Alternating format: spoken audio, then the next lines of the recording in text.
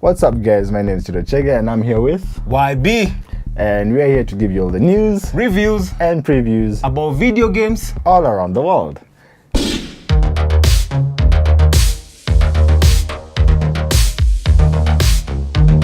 Tito, thanks for inviting me. I'm so honored to be here with you hosting this show. And you're always invited. Just like me, you know you're into games. Have you heard about the African ESports Championship? Yeah, I've heard about it. I've been seeing adverts on social media. You're not exactly sure what it is. Not really. So let me help you out. African ESports Championship is a multinational league held by 24 countries in Africa. With those 24 countries taking part, 5 games on average will be played within those countries. But Kenya will play only 2 of them, one being Tekken and the other being FIFA. So I'm gonna hand it over to you, Nathan, to tell us more about the team that put together this fantastic league. Thanks, Tito.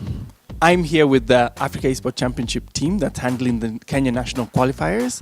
With me are the team from What's Good Studios, the team from Kano's Sports Marketing, who are doing the talent management of the esports players, the PSG team, who are always awesome when it comes to esports management, and Ayazu's from Cats Limited, who are helping with the production of the esports tournament. We're excited to be launching this. The only people who aren't here are from K1, and so we'll be seeing them soon. And we look forward to having a large turnout at the event. It's starting on the 30th of March, and we'll be running until June. See you there.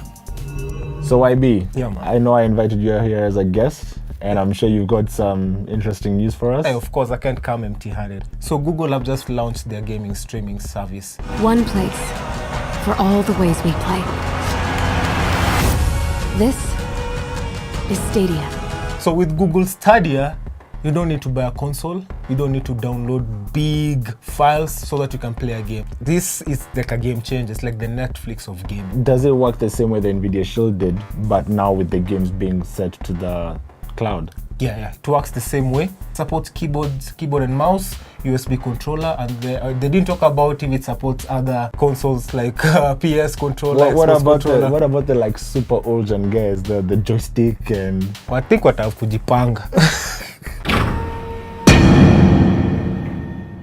Tito, I heard you're trying out a new game this week. Yeah, bro, like I was checking out the Division 2. How is it? It has the same dynamic, although it is different in its own way. Things are a lot more punchy compared to how it was. Things were kind of still in the first one. Yeah. In the second one, you can feel everything's going on around you. You know, guns sound better, movement feels heavier. Yeah. And you guys will check more on this in the review. Get down! Everybody get down! Someone has to stay. We can't just leave these people here. What's up, guys? It's Tito and I'm back with another game review. So let's head in as I talk about the Division 2. It's been 3 years since the last installation, and this time the Division finds itself in Washington, D.C. This is you. Welcome to DC. I'm Manny.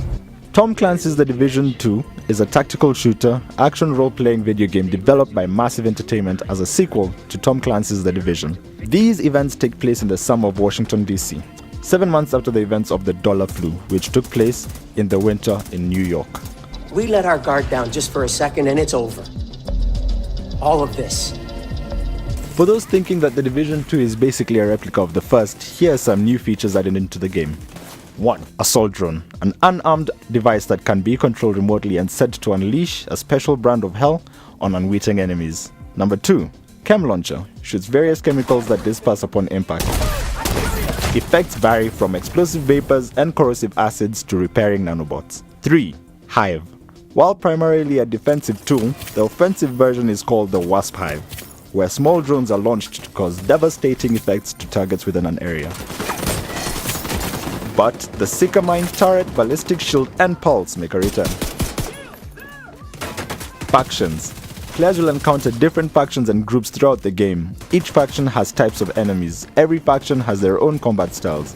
These factions are Civilian Militia, True Sons, Rogue Division Agents, Outcasts, Hyenas, and Black Tusks.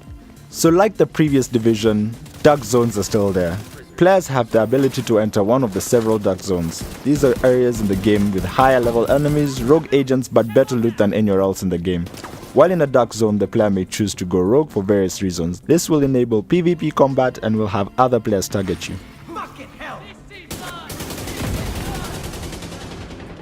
At the beginning, players will have the opportunity to fully customize their agent, from their eye color all the way down to the types of shoes they wear.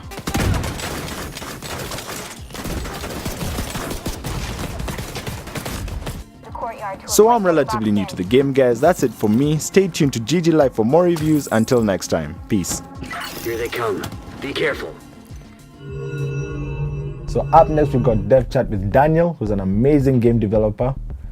And let's hear his story. My name is Daniel Masharia. I'm the founder of Mashariki Mobility, which is a video game development company. So before getting into gaming, I was actually in banking, but I realized I just wasn't happy with my job, quit my job to come and start game development. I've been a lifelong game enthusiast, even before games became digital. As an adult now, I realized I don't need to just be a player or a consumer in the industry.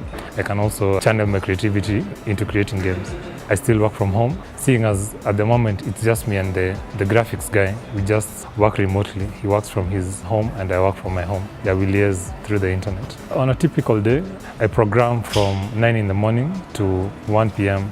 I find that's when I'm energetic, both physically and mentally, to be able to handle the demands of programming. My latest project is a video game streaming platform called Chege. I've been doing 100 games, but I realized that closes me off to a substantial portion of the market because my games are only available on Android. That's why I came up with the idea for video game streaming. Guys can go and play the games, so it doesn't matter whether you're on Android, whether you're on iOS, whether you have a Windows phone, whether you're on a PC or a laptop or even a smart TV. As long as you can access the internet, you can access my games. Hey man, he's a really talented guy. Right? That dude knows what he's doing. Yeah, he knows his things. Besides just talent, obviously, he's a smart guy. Right? So this year, guys, I've made it a tradition for my guest to end the show. Aye, sure, man. So guys, make sure you like, share, and subscribe to GG Live on YouTube. And don't forget to hit that Del button. Guy, anyway.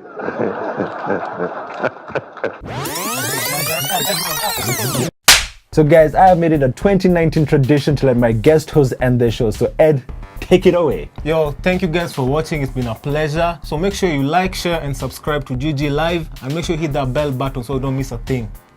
Peace!